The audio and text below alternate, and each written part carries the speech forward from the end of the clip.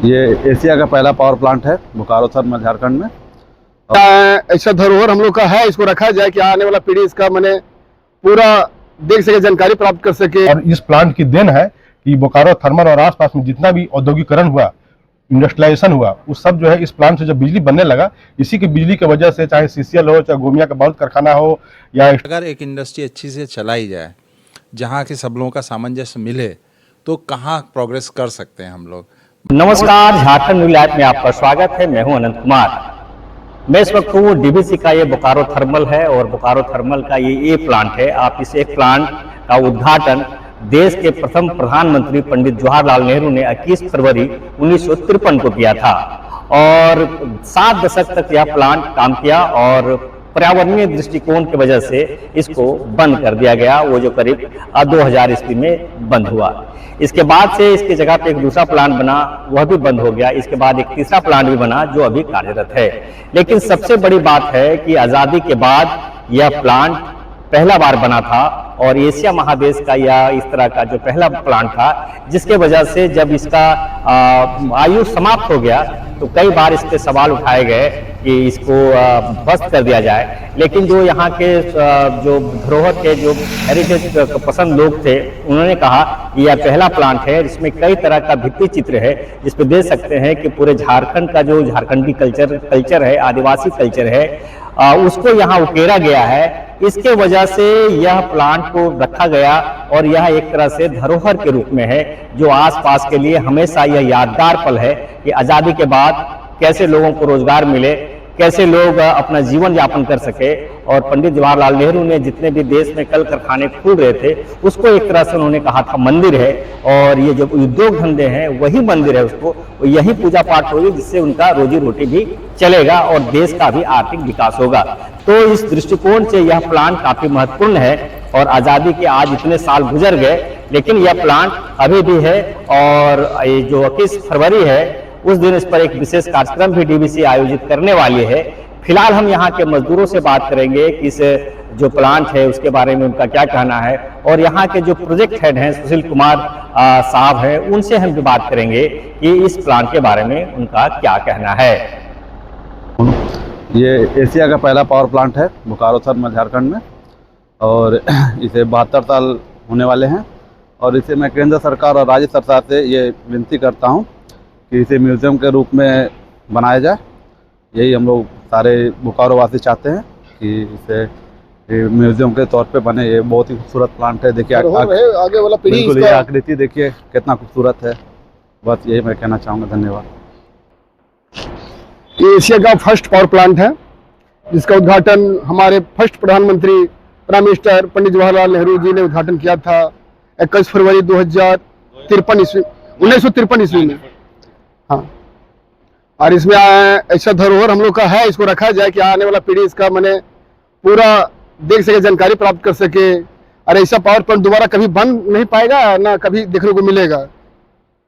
और इसमें विशेष प्रकार की इसमें आकृति बना हुआ है, जो देखिए काम करते हुए मजदूर को दिखाया जा रहा है, ताकि इसको ऐसा रहे कि आने वाला पीढ़ी इसका मैंने देख सके। बोकारो थर्मल का ये प्लांट के निर्माण में बाबा साहब डॉक्टर भीमराव अंबेडकर का भी महत्वपूर्ण योगदान है। बता दें कि सन 1943 में दामोदर नदी में भीषण बाढ़ आई थी, जिसके कारण झारखंड, बिहार से लेकर बंगाल तक का स्थिति खराब हो गई थी। नदी के दोनों किनारे जहाँ भी गांव थे वह तबाह हो गए थे और खास करके बंगाल पूरी तरह से कट गया था। उस समय के जो केंद्रीय का ब्रिटानिया सरकार थी, वहाँ पर उन्हें राशन पानी पहुँचाने में काफ़ी दिक्कत हो रही थी। इसीलिए उस समय के जो वायसराय थे बेवल जी ने और डॉक्टर भीमराव अंबेडकर से कहा कि इस दामोदर नदी के जो बाढ़ है उसका अस्थायी समाधान के लिए कुछ उपाय किए जाएं। इसलिए उनको यह जिम्मेवारी सौंपी गई थी। तब डॉक्टर बाबा साहब भीमराव अंबेडकर ने अमेरिका का जो टेनेसी वैली है उसके तर्ज पर दामोदर घाटी निगम का निर्माण कराया और ये डीवीसी का जो बोकारो थर्मल प्लांट है उसी निमित्त बनाया गया। इसके अलावा डीवीसी के कई डैम का निर्माण हुआ, जिसमें कोनार डैम है, पंचेत डैम है, और इस तरह से इस पन बिजली का भी व्यवस्था की गई ताकि एक साथ इसका स्थायी समाधान भी हो जाए। और दूसरी ओर जो खास करके देश जो आज़ाद हुआ था, आज़ादी के बाद देश के प्रथम प्रधानमंत्री पंडित जवाहरलाल नेहरू का मानना था कि देश का विकास कैसे हो, लोगों को रोजगार से कैसे जोड़ा जाए, भारत की जो आर्थिक स्थिति दयनीय है उसको कैसे सुधारा जाए, इस दृष्टिकोण से इस प्लांट का भी निर्माण कराया गया। और इसी निर्माण के जब उद्घाटन हो रहा था 21 फरवरी 1953 को, तब पंडित जवाहरलाल नेहरू इस प्लांट पे आए थे और इसका उद्घाटन किए थे। 7 दशक गुजर गए हैं, जैसे कि मैंने पहले बता चुका हूं कि अब यह प्लांट बंद हो चुकी है, लेकिन आज भी यह धरोहर के रूप में आज मौजूद है। और हर एक वर्ष 21 फरवरी को उनके याद में एक कार्यक्रम आयोजित किया जाता है। पंडित नेहरू को मौजूदा जो अभी हालात है देश के, आप कह सकते हैं कि उन पर कई तरह की टिप्पणियां की जाती है, उनकी आलोचना की जाती है, लेकिन उनके द्वारा जो किए गए कार्य हैं उनको भुलाया नहीं जा सकता है। उनका जो ऐतिहासिक पृष्ठभूमि है भारत के सरजमी पे, उसको मिटाया नहीं जा सकता है। और हर बार जब भी उनकी आलोचना होगी तो इस तरह के जो प्लांट हैं, इस तरह के जो मंदिर के निर्माण हैं, क्योंकि उनका मानना था कि जो हमारा प्लांट है वही मंदिर है, वहाँ ही असली धर्म है और वहीं से लोगों की भलाई होगी, तो वैसे वैसे उनके जो ऐतिहासिक जो धरोहर है वो हमेशा उनको जवाब देने का काम करेंगे कि नेहरू जी ने क्या किया है इस देश के लिए, उसे लोग हमेशा याद करते रहेंगे। इस प्लांट का जिस दिन अंतिम दिन था, जिस दिन बंद हो रहा था, उस समय के कुछ कर्मचारी भी हमारे साथ थे। हम उनसे भी बात करेंगे और यह जानने का कोशिश करेंगे कि जिस दिन यह प्लांट बंद हुई उस समय की उनकी मनोदशा क्या थी, या उस समय वे क्या सोच रहे थे। और मेरे साथ हैं ये प्लांट के कर्मी हैं जो जिस समय यह प्लांट बंद हो रही थी उस दिन यह कार्यरत थे, तो सीधे इन्हीं से जानते हैं कि उस समय ये किस पद पे कार्यरत थे और जिस दिन यह बंद हुई उस दिन की स्थिति क्या थी। मेरा नाम मनोज कुमार है और वर्तमान में मैं यहाँ बोकारो थर्मल में 500 मेगावाट का जो ये प्लांट है उसमें एज असिस्टेंट कंट्रोलर मैकेनिकल कार्यरत हूँ उस समय जी। और आप जिस प्लांट की चर्चा कर रहे हैं वो पुराना प्लांट, उसका भी ये प्लांट ही नाम था, लेकिन वो छोटा कैपेसिटी का था। और उसमें मैं 1997 को एज असिस्टेंट ऑपरेटर जो है उसमें मैं ज्वाइन किया था। और एक संजोग की बात है कि इस कैंपस में, प्लांट एरिया का जो कैंपस है उसमें 3 प्लांट बने। पहला ये प्लांट जिसकी आप चर्चा कर रहे हैं, और दूसरा बी प्लांट जो कि डिसमेंटल हो रहा है पीछे जो हमारा दिखाई दे रहा है, और तीसरा जो 500 मेगावाट का जो प्लांट जो बना है जिसमें मैं अभी वर्तमान में कार्यरत हूँ। उस दिन का क्या स्थिति थी जिस दिन यह प्लांट बंद हो रहा था, और ये प्लांट का थोड़ा सा पृष्ठभूमि बताइए। ऐसा है कि एक संजोग और भी है कि मैं जिस दिन प्लांट बंद हुआ 97 में ज्वाइन किया था, जिस दिन बंद हुआ हम लोग का नाइट शिफ्ट ड्यूटी था और हम उसी शिफ्ट में थे, और उस संजोग से उसी दिन जो है वो पुराना जो ये प्लांट है वो बंद हो गया था। और हमको जहाँ तक याद आ रहा है उसमें कैसे वो हमारे चीफ इंजीनियर थे, शायद वो अमरेश्वर प्रसाद थे, हमको जहाँ तक याद आ रहा है, और वो प्लांट जो है वो इस तरह से बंद हुआ। और उस प्लांट की बहुत सारी खासियत थी, और जैसा कि हम सभी जानते हैं कि वो पल्वराइज जो कोल मिल बेस्ड जो प्लांट है वो इस मामले में जो है ये प्लांट जो है एशिया का पहला थर्मल पावर प्लांट रहा है। और इस प्लांट की देन है कि बोकारो थर्मल और आसपास में जितना भी औद्योगिकरण हुआ, इंडस्ट्रियलाइजेशन हुआ, उस सब जो है इस प्लांट से जब बिजली बनने लगा, इसी की बिजली की वजह से, चाहे सीसीएल हो, चाहे गोमिया का बारूद कारखाना हो, या स्टील फैक्ट्री बोकारो सिटी का हो, ये तमाम तरह के जो भी कल कारखाने जो इस क्षेत्र में जो खुले हैं वो इसी ये प्लांट की देन है। इसीलिए हम लोग डीवीसी के लोग जो है बहुत गर्व से कहते हैं, डीवीसी के जितने भी सारे प्लांट और प्रोजेक्ट जो है उसमें हम लोग ये प्लांट को मदर प्लांट के रूप में हम लोग कहते हैं। ये प्लांट का जो निर्माण है, कहा जाता है कि जो अमेरिका का टेनेसी वैली है उसके तर्ज पे बनाया गया था, और उसमें जो बनाने वाले लोग थे उनके बारे में थोड़ा बताएंगे। जी, जैसा कि हम सभी जानते हैं कि ये प्लांट जो है वो बोकारो थर्मल का जो ये प्लांट है वो बहुत ऐतिहासिक प्लांट है। और यहाँ जब हम इसके पीछे बैकग्राउंड में जब जाते हैं तो हम देखते हैं कि दामोदर घाटी का जो इलाका जो है वो उस क्षेत्र में बसा हुआ है। तो ये दामोदर नदी में जो हर साल जो बाढ़ आती थी, बाढ़ की वजह से जो देश का जो निचला इलाका, जो बंगाल का जो इलाका, उसमें बहुत बाढ़ आता था, जान माल का जो हर साल बहुत नुकसान होता था। तो लोग बहुत परेशान थे, देश उसमें गुलाम था। तो उसमें जो हमारे जो यहाँ के ये वायसराय जो थे, जो अंग्रेजों का जमाना था, वो वेबल साहब थे जहाँ तक हमको याद आ रहा है। और उसी वायसराय के काउंसिल में डॉक्टर भीमराव अंबेडकर भी थे, जो श्रम मंत्री के रूप में उसमें कार्यरत थे। तो लोगों ने देखा कि भाई हर साल बाढ़ आता है, बहुत नुकसान होता है, उसका क्या उपाय किया जाए। तो ठीक इसी तरह की स्थिति जो है अमेरिका में एक टेनेसी नदी घाटी परियोजना है, वहां भी वही स्थिति थी। तो यहाँ के लोग वहां गए और उस प्रोजेक्ट के बारे में स्टडी किए, और स्टडी करने के बाद उन्होंने लगा कि जो टेनेसी भरी प्रोजेक्ट में जो परेशानी है, जो दिक्कत है, या जिस तरह से प्रोजेक्ट को लाया गया, ठीक उसी तर्ज पर जो है इस दामोदर घाटी निगम को भी स्थापना किया जाए, और उसके बाद काम चालू हुआ। और मैं ये बताते चलूं कि जिस तरह से बाबा साहब डॉक्टर भीमराव अंबेडकर ने भारतीय संविधान की रचना की थी, उसको उनको जो है मुख्य शिल्पी कहा जाता है, उसी तरह से ये डीवीसी का जो कानून है, जो एक्ट है, उसका भी जो ड्राफ्टिंग जो है बाबा साहब डॉक्टर भीमराव अंबेडकर ने किया था। और उनके साथ वो जो बड़े जो इंजीनियर थे, जो प्रोजेक्ट से जुड़े हुए थे, मेघनाथ साहब, ये भी संजोग की बात है, बाबा साहब जिस समाज से आते हैं, जिस तबके से शेड्यूल कास्ट से बिलोंग करते थे, वो मेघनाथ साहब भी जो है शेड्यूल कास्ट से ही बिलोंग करते थे। और दोनों लोगों ने मेहनत करके बहुत ही शिद्दत के साथ जो इस प्रोजेक्ट को यहाँ पर लाया, और जिसके उद्घाटन जो है हमारे देश के पहले प्राइम मिनिस्टर पंडित नेहरू साहब जो है वो 21 फरवरी 1953 को जो है इस प्लांट की स्थापना किया था। और जब हम प्लांट के जब बैकग्राउंड में जब हम लोग जाते हैं तो हमें देखते हैं कि नेहरू जी ने देश को बहुत सारी चीजें जो दी, चाहे कल कारखाना के क्षेत्र हो, चाहे IIT हो, एम्स हो, टेक्नोलॉजी के मामले में बहुत सारी चीजें। तो नेहरू जी का जो विजन था, जो इतना बड़ा जो विजन था, उसी विजन के तहत वो चाहते थे कि देश में इंडस्ट्रियलाइजेशन हो, लोगों को रोजगार मिले, हमारे देश में जो गरीबी वगैरह है, जो भुखमरी की स्थिति है, वो देश हमारा कैसे उससे बाहर निकले। और नेहरू जी ने फरवरी 21 1953 को जो है इस प्लांट को जो है देश को उन्होंने समर्पित किया, नेहरू जी ने। और नेहरू जी इस मामले में जो काफी जो है दूरदृष्टि के व्यक्ति रहे।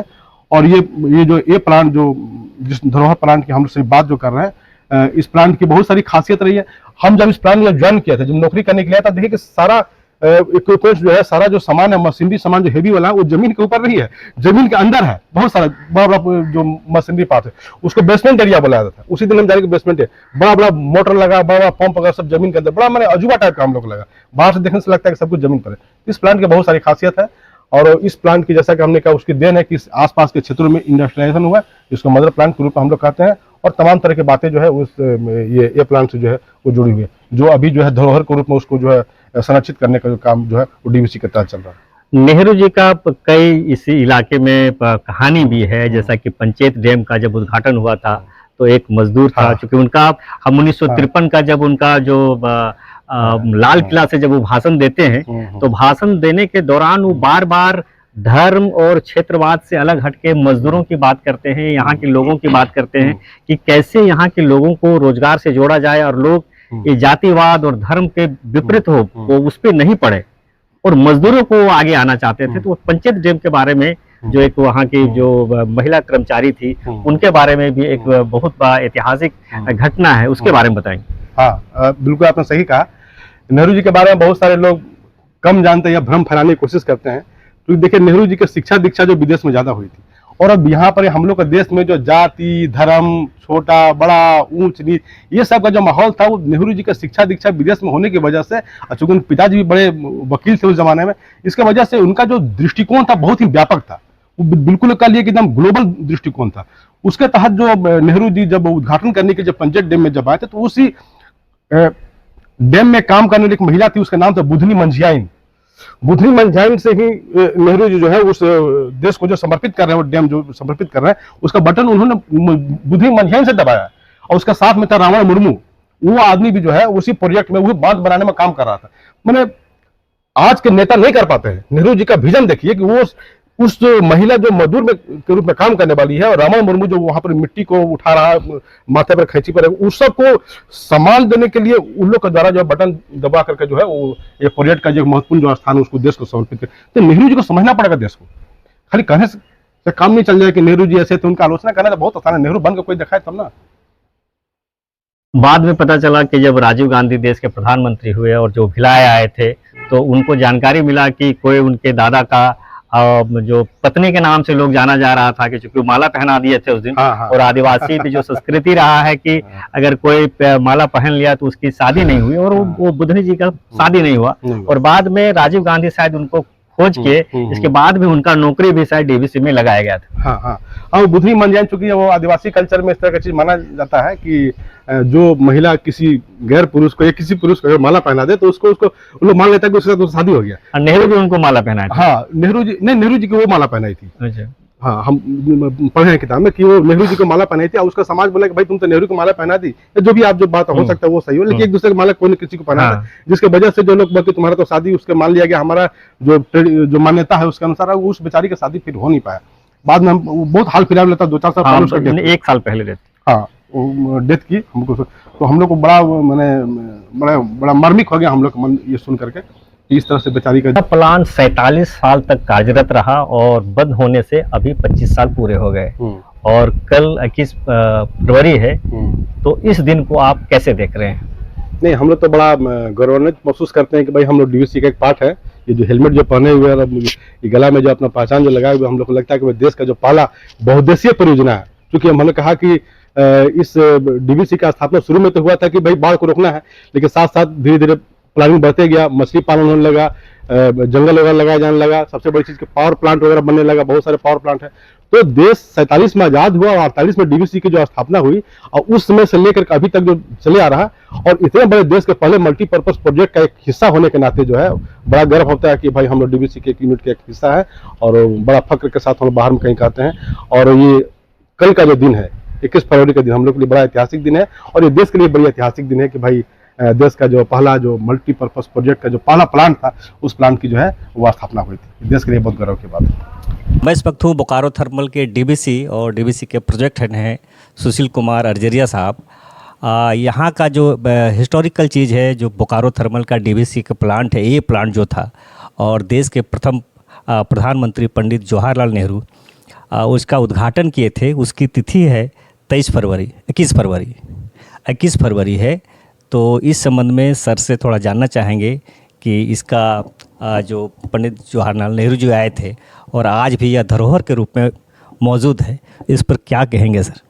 देखिए, ये तो हम लोग सब लोगों के लिए एक बहुत मतलब गर्व की बात है कि भारत का पहला, एशिया का फर्स्ट पल्वराइज फ्यूल जो है, pulverise fuel thermal power plant जो कि बोकारो में लगा था, और उसी प्लांट की उपलब्धता है कि इसके कारण सेकेंड फेज़ आया, वो चला तो सेकंड फेज़ आया, सेकंड फेज़ क्या, थर्ड फेज़ मतलब फिर बोकारो 500 मेगावाट का आया। तो ये दर्शाता है कि अगर एक इंडस्ट्री अच्छी से चलाई जाए, जहाँ के सब लोगों का सामंजस्य मिले, तो कहाँ प्रोग्रेस कर सकते हैं हम लोग। मतलब कहाँ वो छोटा प्लांट जो आज पंडित जवाहरलाल नेहरू जी ने उद्घाटन किया था जिसका, और आज जो 500 मेगावाट हुआ, कितना ड्रास्टिकली चेंज हुआ, कितना मतलब ये आया है, टेक्नोलॉजिकल अपलिफ्टमेंट आया है। तो इससे यही साबित होता है। और उस दिन रियली मतलब बहुत अच्छा दिन है। हम लोग भी प्रोग्राम सोच रहे हैं करने के लिए, करेंगे। एक हम लोग विरासत की वॉल बनाए हैं, विरासत की दीवार, उसमें उसका थोड़ा हिस्ट्री लिखेंगे और उस दिन इनॉग्रेट करेंगे। फिर एक वॉक भी करेंगे, मैथन मतलब बोकारो ए से बोकारो बी तक का। इस तरह के छोटे छोटे प्रोग्राम हम लोगों ने सोचे हैं, करेंगे उस दिन। Thank you sir. अभी आप सुन रहे थे जो डीवीसीपी के कर्मी हैं, और आपको हमने कई मजदूरों से के भी बात सुनाई और उन्होंने इस ऐतिहासिक पृष्ठभूमि को भी बताया, और इस परियोजना के जो परियोजना प्रधान हैं उनसे भी हमने बात किया और उन्होंने भी इस दिन को ऐतिहासिक बताया। और हमारा भी सौभाग्य है कि हम इस प्लांट के नज़दीक में रहते हैं और इस प्लांट को देखने का, सुनने का बचपन से ही मिला है, अवसर मिला है। तो इस बात के लेकर यहाँ के लोगों के भी के लिए खुशी की बात है। और दूसरा कि आप इतना दिन तक इस जो प्लांट था उसके बारे में जो भी जानकारी होगा, उस जानकारी को मैं एक बार फिर से विस्तार करने का कोशिश किया हूं। और यह मेरा वीडियो आपको कैसा लगा, इसके बारे में एक बार जरूर कमेंट करिएगा, और इस वीडियो को शेयर और लाइक जरूर कर देंगे। आप देख रहे थे झारखंड न्यूज़ लाइव, मैं हूं अनंत कुमार।